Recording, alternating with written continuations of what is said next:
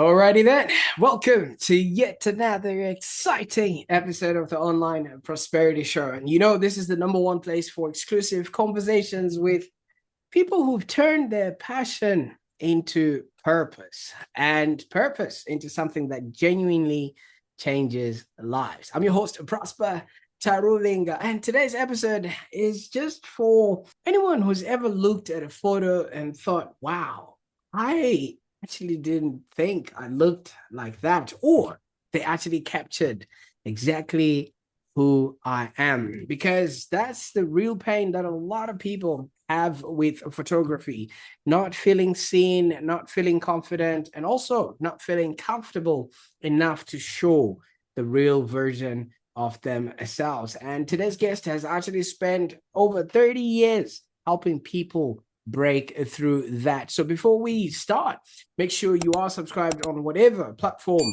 where you're going to be watching this or listening to this on, because I already know this is the kind of episode that you're going to want to send to a friend or send to a colleague that hides from the camera or struggles with confidence or just needs to build that personal brand that actually feels authentic.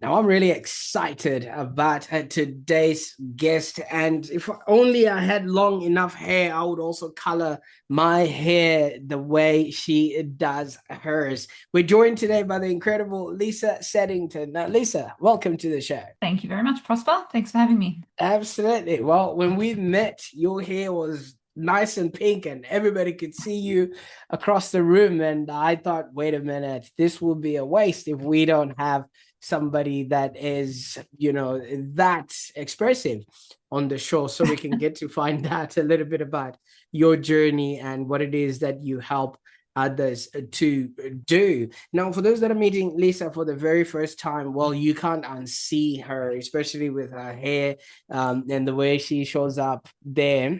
She is from Lisa Saddington Photography, and she has been in photography since year 10. And we're going to hear all about that as we go, because her year 10 work experience accidentally turned into a 30-year career. So today we're basically going to be unveiling all about that and how Lisa has actually built a life around creativity, family, flexibility, connection, and actually helping others see themselves differently. And somewhere along the journey, she now is helping others be, do, and have a happier existence as well. So Lisa, I could go on and talk about things I'm not even qualified to talk about. Take us back to that year 10 work experience. What was happening in your world, and who was Lisa at that time? Lisa was a student that didn't know what she wanted to do with her life. Everyone else seemed to know they wanted to be a vet, a lawyer,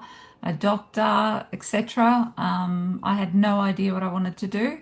We had to have year 10 work experience, which was compulsory. And a friend said to me, "Hey, I worked at a photo lab and it was really fun. You get to see other people's photos."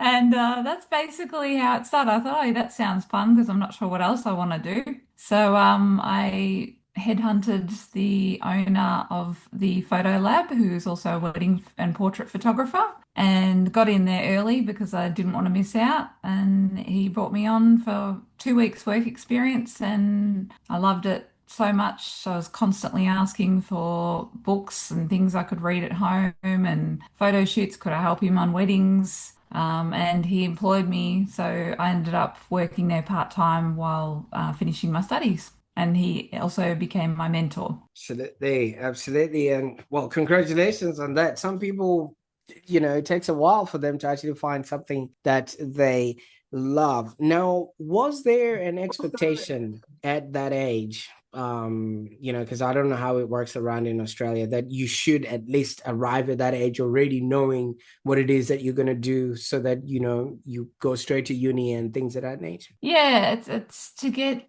I think work experience is definitely an advantage to find out what you like or you don't like. So even if it's not compulsory, I definitely recommend it because it can send you along a path that is right for you rather than wasting your time doing something that you don't love. As I say, you never work a day in your life if it's something you love. And I definitely feel that way. So yeah, it was great being able to do that and be introduced to that world. And it was, I guess, a fluke that I ended up loving it so much. And I've actually never done any other career at all. Absolutely. And obviously, while you were growing up, maybe the people that were around you, what sort of careers did they hold, or were there any role models, that you could have aspired to be like, but maybe you were not really keen on what they were doing? Look, I obviously I then proceeded to study photography in year 11 and 12 and learn about, famous photographers of history. But no, I think I was inspired by them all in some degree. The one thing that when I was doing it back then it was a very heavily male dominated industry. So when I was literally knocking on people's doors asking for work, all the wedding photographers were male. There was hardly any female photographers. It was a very hard industry, but I think people were intrigued that I was interested in what they do and wanted to take me on board. Absolutely. Now, you said your friend invited you, and the lure to that was you can come and see other people's photos. You could have just gone on Instagram. Wouldn't that have been easier? It didn't exist back then. So obviously there was what you call the photo lab. What would happen in there? You just put filters on people's photos, or? Yeah, just printing people's happy snaps, really. So, yeah, being a sticky beak, basically. Right. Now, for those that are obviously watching this, some of them would not have been around during the times where photos needed a lab. I think these days you just snap Yeah. and then you crop and you take a filter or whatever it is, or copy and paste Yep. whatever stickers that you want. Could you maybe walk us through what it entailed to go into a photo lab, or what equipment you could expect in there? Back in the old days, in the 90s. Well, people would bring their film to the photo lab. We would develop the film using machinery, and then I would print it, and then they'd come and pick up their photos. That because obviously without digital photography back then, people took the photos but didn't get to see them instantly like they do today. So, and I also spent a lot of time in the black and white darkroom developing photos for people's wedding albums, serving customers, helping out with photo shoots, assisting on weddings, etc., etc. Mm. That's it. I love variety. Variety is my thing, and that's what photography gives me so much variety. I don't necessarily specialize in one area only. I like to do a bit of this and a bit of that, and keeps it interesting. Now, Lisa, I don't know how you feel about this, but do you know how I know my kids are spoiled? How? Because they make faces when I take photos of them. All right. I'm Yeah. actually just imagining when we were taking photos, we actually had to make an appointment to go somewhere to get your photo Yes. taken, and it wasn't like you could make a face, because then Mm-hmm. that means Ruined. Yeah, I did work at a glamour studio and we had a roll of 15 frames and you had to do three looks. So, and again, this is the 90s. So we're talking five photos with feather boas, five photos with maybe standing on with a podium leaning in, and five photos of something else. And that was all we could do because it was film. So we had to get that process, and that was it. And you couldn't look back on your photos because what you took in the camera is all you got. You can't waste any more film on the individual. It was very limited. absolutely. So when we were growing up, we had a 24 exposure and I think a 48 exposure. And out of those, you'd probably have 12 really good photos, and then the rest would just be maybe somebody blinked or somebody was not looking sharp in the camera and things of that nature. And yeah, it was stressful back then. And what is Yes. it about photography then that grabbed your attention? Because even you as a photographer, you had to make sure you had one shot at it, not these days where you go into a studio and you hear like it's a factory. They just Yeah. trigger happy these days. Yes, you definitely couldn't be trigger happy because you had a limited amount of film to use. And there's a lot more cost involved in that you need to process the film, purchase the film, process the film, print the film. It's not just, endless digital storage. And also there was a lot more, let's say, technical aspect to it. Because you couldn't see in the back of the camera whether the photo was exposed correctly, you had to know about depth of field, aperture, speed, ASA or ISO, same thing. So you needed to be technically minded on how to achieve those results. Otherwise, you can get your film developed and nothing can come out. Mm. Now, you've mentioned that photography became the one and only industry that you've actually worked in, and that's very rare these days, especially Yes. the fact that photography has been the one very visible industry that has seen a lot of change, from the film that you're talking about to the digital, and now we've got our phones, and I think people can now snap with their cameras, with their eye, Yes. with their glasses, Yeah. and Yeah.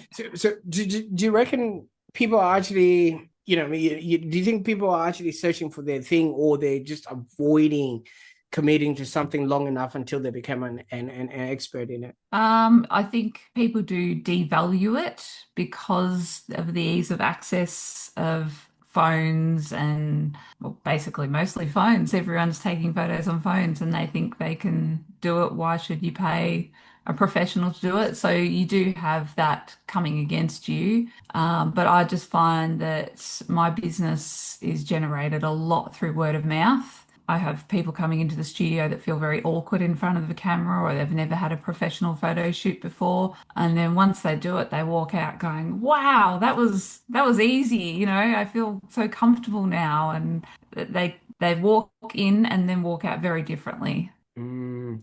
Now, obviously, when you would have started there, say year 10, you would have been young, obviously, even though you had a 16. mentor and somebody who was helping you navigate all of those. One of the first jobs that you did was a wedding.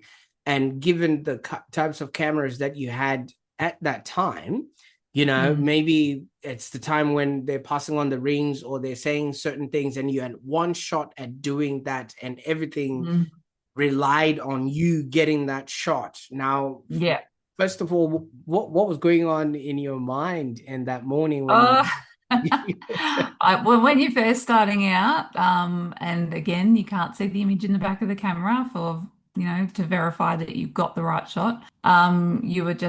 You had to be really sure about your camera settings, really sure that everything is the right exposure, the flash is in the right position, particularly with brides with bright white dresses and the groom in a black. They need to be exposed for the colors of their clothing. Otherwise, a bright white dress can be blown out and you'll have no detail in, say, lace or diamantes or anything like that. And, obviously focus.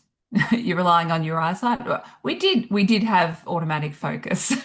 We did have automatic focus in those days. It wasn't 100% manual, so that's okay. But yeah, more about exposure and just being confident that what you're doing is going to work out because you can't see it. absolutely, it seems so distant, it actually resembles, I don't know if you've ever seen those cameras where there's like a cloth the Yeah, guy has to go in, and then they're looking out with a with yeah, a that's with glass plate with a photography. We flashlight. studied it. It's giving Yes. those, Lisa, I'm just thinking. Yeah. But you also did mention you had mentors along the journey, which I think is something that people really need, because you got to learn all those things. I Yes. don't think you'd be able to learn from just reading textbooks and going to Mm, class or things like that. Was there something that a 100%. mentor would have taught you that had nothing to do with cameras, but actually changed the way you work with people forever that you still even use now in this digital age? Oh, absolutely. Everything I've learned from mentors, I still use. Being a people person, being enthusiastic, positive, if you don't get the shot or you think, oh, that's not a bad angle, that's not a very good angle, you can obviously you don't let the client know that it's not a very good angle. You say, okay, we're going to switch it around. We're going to pose you this other way, for example, just move on, keep it going. Don't slow down or hesitate. Keep going. But mentors are everything. I am surprised there are a lot of people that call themselves photographers out there these days that sort of buy, an expensive camera and think, well, because I've got an expensive camera, I can, be call myself a photographer. And they, just wing it, and they just don't have that experience of how to pose people, how to, react to situations, how to change the game if you need to. There's just so much you need to learn from working for someone. And you can't achieve that, like you say, by textbooks or YouTube or any of those things. You need to get out and get in the industry rather than just trying and seeing how you go. Mm. While you're talking, I was just looking through a camera, camera barrel. I don't know what you call that bit where you actually use to focus. There's usually numbers that are playing inside there. You literally have to look inside that barrel Yes. in order for you to Yeah. actually see, not necessarily just hear from other people what is actually happening. So I kind of see what you're Mm, talking about. And one thing that I'm noticing about your story is you just don't photograph people. I mean, if that's the case, anybody else with a camera can go and mm. snappity snap people there. You actually help people to feel seen. Like there's a distinction there in the kind of work that you do. Now, do you think photography is more psychology than just holding on to a piece of paper that Yeah, represents an image of you? absolutely. Taking the photo is like the smallest part of a photography business. Running the business, dealing with people, there's so much more to it. I remember hearing someone once say photography is 10% photography and the rest is all business. Getting your name out there, networking, advertising, marketing, upkeep, studio maintenance, constantly upgrading your equipment, especially in the digital age. We have a lot of expenses, particularly with storage of files. So far, I've got everything, but at one point, I'm going to have to let go of some things because you just can't keep it all. So yeah, Mm. there's a lot more involved in photography than just taking a photo. That's such a small part of it. Absolutely. I hear your pain because especially here in Melbourne, like today it's kind of overcast. I don't even know which cloud has got all my data. So you wouldn't know which cloud has got your photos in it, right? Yeah, that's right. Could be any of those clouds. Absolutely. But I like the statement that you mentioned that some people think most of it is just pure business and you got to market yourself and things like that. But for somebody like yourself, I don't think you have to. I mean, you already stand out with your pink hair. Was that a career choice or is that a personal, liking to the color? I had to ask you this. Well, actually, it's both. A hairdresser once told me, "Hey, you work in the arts industry. You can do anything you like with your hair. It's totally acceptable." So I listened to that advice and I've followed it from now, oh, then on. And Well, yes, this is my branding colors, pink. Well, absolutely. I mean, as soon as I saw you, I just, like I said, there's something different about you. And it's hard to forget somebody who stands out like that. So I think that's the rebel in you, right? You just don't follow the crowd. No, no, that's exactly right.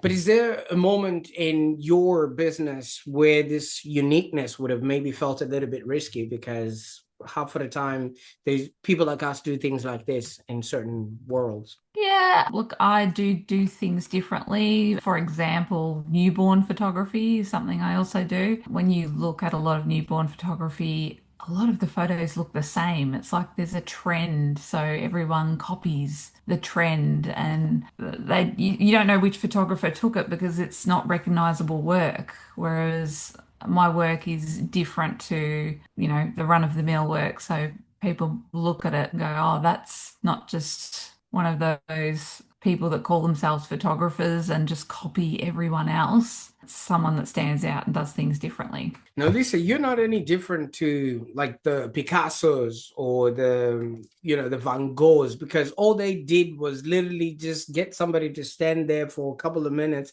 until they created a photo, an image of them, right? So I can Yeah. I can imagine that is what you're doing with people and things of that nature. So nobody can copy that. It's difficult to Yeah. replicate. Yeah. And that's the beauty of working with people. You can bring out their personality. For example, a business and branding photo shoot. I learn a lot about their business, what they do, what their colors are with their branding and their logos, and how they want to come across in their photos. Obviously, generally in a business, you want to come across as an approachable person. So, and I want you to look friendly because I want people to want to do business with you. So that's something that I definitely maintain with my business and branding photos. I don't know if you remember when we had a conversation and I showed you my website, and then you say this photo does not represent the person that you Mm, you are. And obviously, yes. for context, the photo was me being very serious. But I think you just brought up something that I didn't have a language for right this Hmm. moment, right now. See, I think a lot of business owners that are watching here, they may struggle with branding photos because they feel awkward or they think they're not photogenic. Okay. Yep. If you look at somebody like myself, I have a big um gap of my teeth, so sometimes I don't know which angle comes out. Sometimes it just looks like closed, or sometimes it looks proper. So if I just close my mouth, I don't have to worry about that. Now, what's the Ah. biggest misconception people have about professional photography? Well, in your case, I think that that's what makes you unique. I love the gap in your teeth and your big bright white smile and your personality. You're very happy and driven. So I think that that should come out in your photographs rather than serious and closed mouth because that doesn't seem you. You seem like a real happy-go-lucky.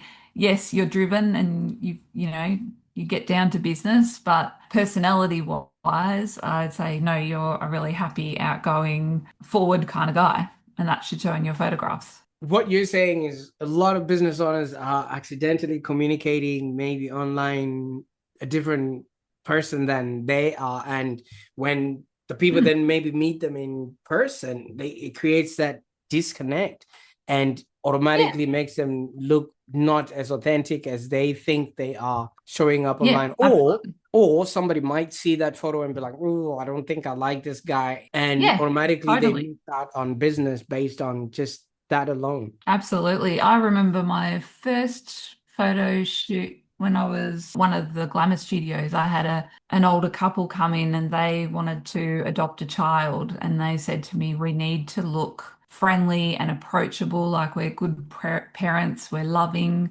So I had to capture that in their photo shoot. I had to bring their personality out in the photo shoot because obviously if you're choosing, parents or foster parents for a child, you're judging them. You are judging them on their photo. Absolutely. Like you were saying about TikTok, you got 3 seconds.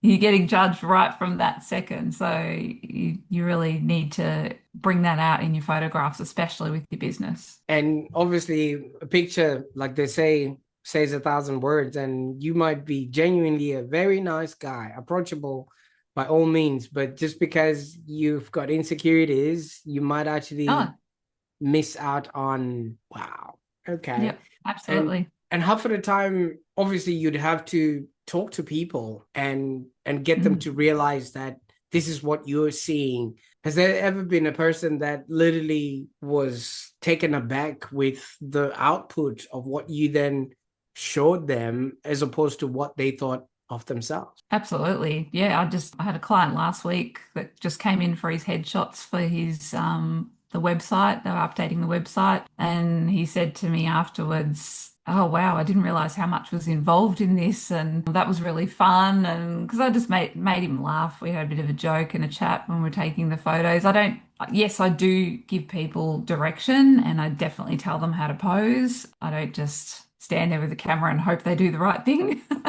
But you also, you're making people laugh and trying to get the best out of them to show their personality. So you're literally giving people back to themselves. Yeah, absolutely. Yeah, I want you to look like you in your photographs. I don't want you to look like a someone who's pretending to be someone else. And a lot of websites pass by my desk, and now that ever since you mentioned it, I can't unsee it, you know. And obviously that's one thing that you need an expert to actually, point you in the right direction, especially when it Mm. comes to things of that nature. And there's an opportunity cost for sure that a lot of people are missing out on without them even realizing. And then they think maybe their marketing is not working, but it might just be missing a smile. Yeah, could be. Could be. You've got to have the right photos, even with your product photography, whatever it is that you may be selling. You need photos of that. Photos are, especially in this day and age with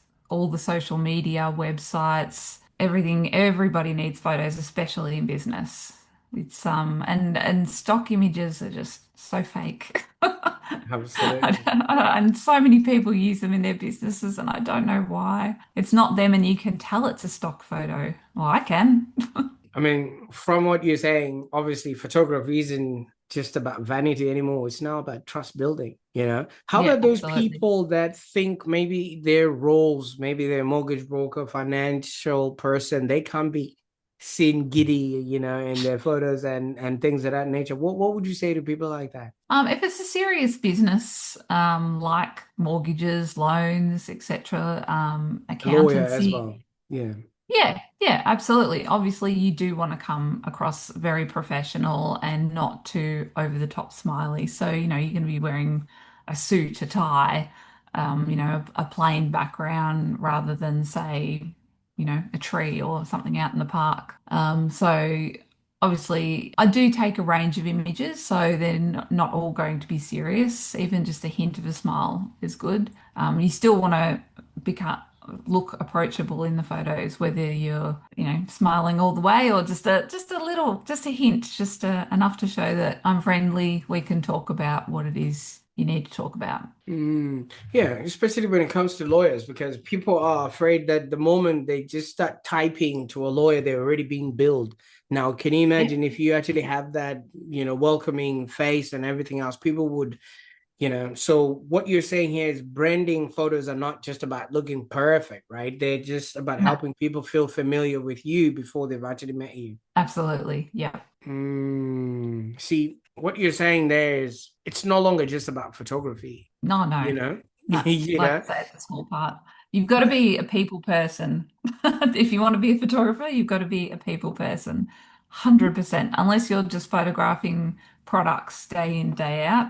Even then, you're still dealing with the public to discuss what they want from their photos. But if you're photographing people, I've had clients come to me from other photographers and say to me, "Oh, I didn't know what to do for that particular photographer. I just stood there and I didn't know which way to look or whether to smile or not smile. They weren't given any direction." And I hear that quite often that, I don't know, there's people that just stand there with the camera and say, "Let's do a photo shoot," and just expect that the client knows what to do. Even Mm. if I get behind, well, in front of a camera, I'm a bit awkward myself because even I don't know what angles look good on me because I can't see me unless I did it in front of a mirror and go, "Oh, yeah, maybe I should turn my shoulder a little bit. Maybe I should lift my chin up a little bit," things like that. You need to be told and you need to have direction. I've seen camera people, with harnesses, a camera out of every crevice, and then they're walking around and things like that.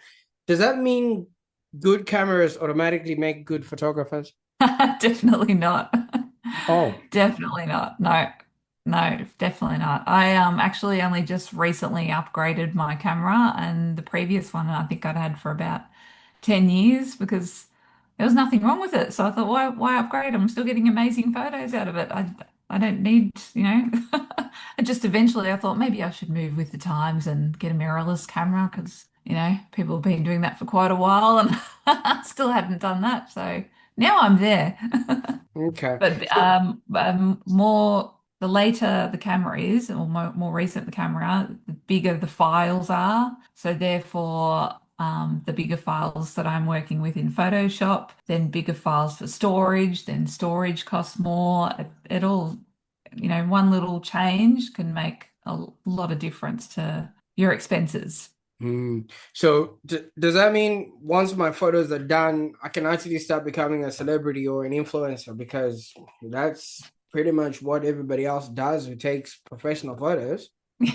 Yeah. You're already that, aren't you? Well, maybe I should take some more then. Yeah, is that? Yeah. But there's people that fear that no, I don't want to go and do that because that's what those types of people do. What do Yeah. you say to that remark? I say, look, you can only give it a go. Give it a go, and who knows, you might actually end up enjoying yourself. And Mhm. like I say, most of my work comes through word of mouth. So people recommend me. They've come here for a photo shoot, and then they go and tell someone else, "Oh, if you need photos, go and see her." So yeah, word of mouth is just a fantastic way of promoting for myself. Now, Lisa, when you're going into like a day surgery, they tell you not to eat because obviously it's one of those things that might come up in, while the you're under or things of that nature. And I've also heard that the camera adds 10 pounds. So is that also recommended that when you're going for a photo shoot not to, snack on something or eat just in case, the camera picks that up as well? Maybe clean your teeth before a photo shoot. Don't want any parsley stuck in between. Oh, you don't want the green bits to show that. All right, okay. Eating is fine, although don't bribe your children with food in their photo shoot for family portraits. That's never a good idea because they'll end up with stains on them, food in their mouth. I want more food. So yeah, bribery with food is never a good idea for the children at the photo shoot. And you know what they always say about kids and animals, you should never bring them to a photo shoot. So you can only imagine if you're bribing them with food, that's all they're going to focus on, and Yes, that's exactly the right. the rest doesn't make any sense. And speaking of bringing kids to a photo shoot, do I need to know how to then pose before I come to a branding shoot with you, Lisa, or is that No, something that? no, you definitely don't need to know. The only thing we do talk about before you come for a photo shoot is we talk about your business, what your intentions are, what you want to achieve from the photo shoot, clothing, suitable clothing. For example, if you wear a uniform, obviously that's what you'll be wearing. However, if you don't wear a uniform, perhaps you might wear something that will complement your logo and your colors of your branding of your business. And we also discuss about staying away from patterns and logos because they tend to distract from the face. And also, those sorts of clothing go out of fashion pretty quickly. So, for example, if you've got a photo up on your wall and you're all wearing pinstripes or polka dots, you tend to look at that rather than their face, or you look at it and go, oh, why did we wear that?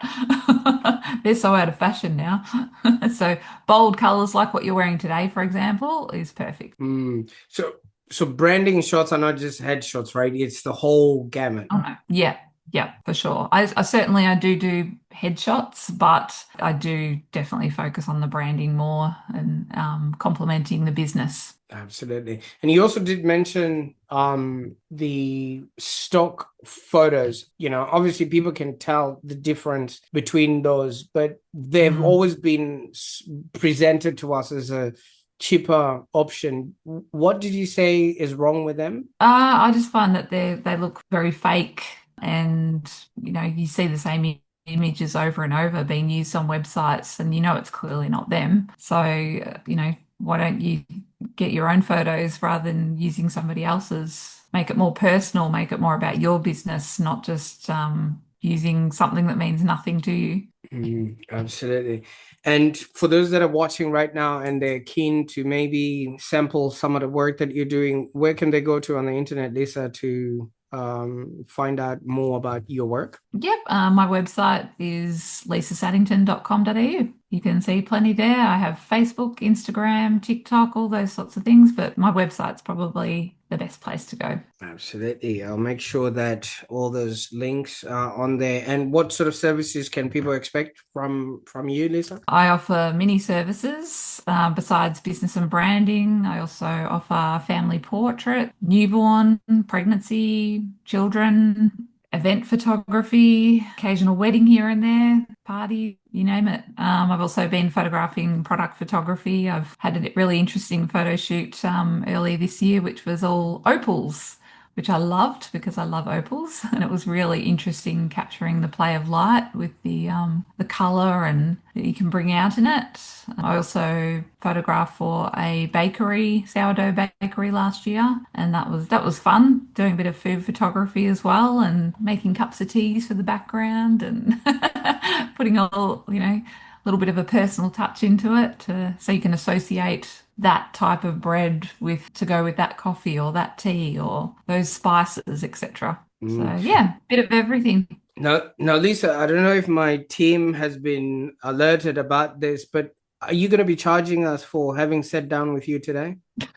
No, I will not charge you for our interview today or our sitting. But you do have a seating fee, right?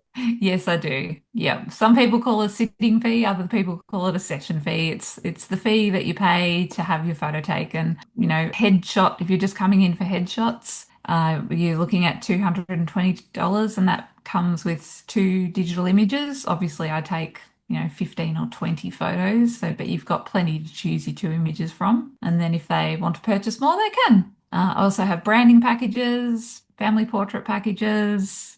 But yeah, generally there is a sitting fee that is charged, and that's for my time and talent. Absolutely. I mean, obviously, for somebody who's been sitting for 30 years and doing this type of work, obviously there is some sort of expertise that needs to be compensated for that. And yeah, this has been absolutely fantastic. But Lisa, I got to ask you a question. You've been doing this for 30 years and you haven't looked back since year 10. If you could sit back with that younger girl who, like you started us off and said, I didn't know what I wanted to do, but now you're literally changing the world for other people, especially when they get to leave with those photos for the rest of their lives and create trust and also create businesses that are profitable and enjoyable. Mm. That girl who was just doing year 10 year, work experience, what would you tell her about creativity, confidence, and just trusting her instincts? Because you sure did do that. Yeah, absolutely. Just find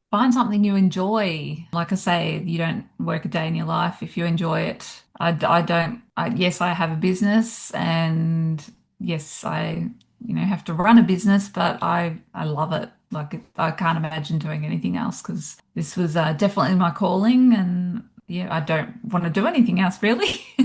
Absolutely. See, normally I would ask people what's next, but I think you're set. The next 30 years, you're still going to be charging a Yeah. sitting fee, I suppose. Yes. People keep coming to me, so yes, I will keep charging sitting fees.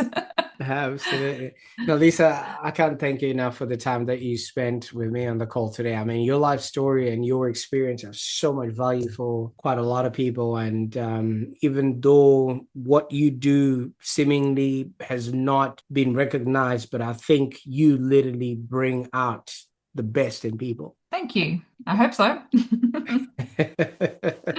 Because today's conversation wasn't about photography, if you notice. I mean, it was about visibility, confidence, identity, and just learning that sometimes, the biggest transformation, it happens the moment you finally allow yourself to be seen. All right. So just like you have mentioned to me, I started looking at all the photos that I put out there and I noticed that, yeah, that thing doesn't represent the kind of person that I am. And I think that's the reason why there's a bit of a disconnect sometimes with people. They're like, wait a minute, that's not the guy, but that's the guy, So Mm. massive thank you so much for, yeah, joining us and just sharing this honest and inspiring journey.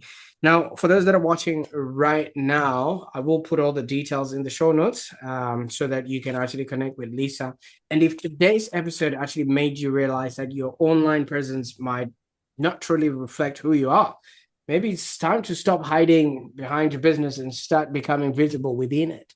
And, if you know somebody who's constantly saying, oh, I hate photos of myself, send them this episode. All right. They might find a thing or two that might actually resonate with them, because I think this conversation might genuinely change the way people see themselves. And while you're at it, make sure you're subscribed to the Online Prosperity Show so that you do not miss out on any of these conversations that we have on a daily basis. And I don't know what you're going to do with this information. Until next time, bye for now.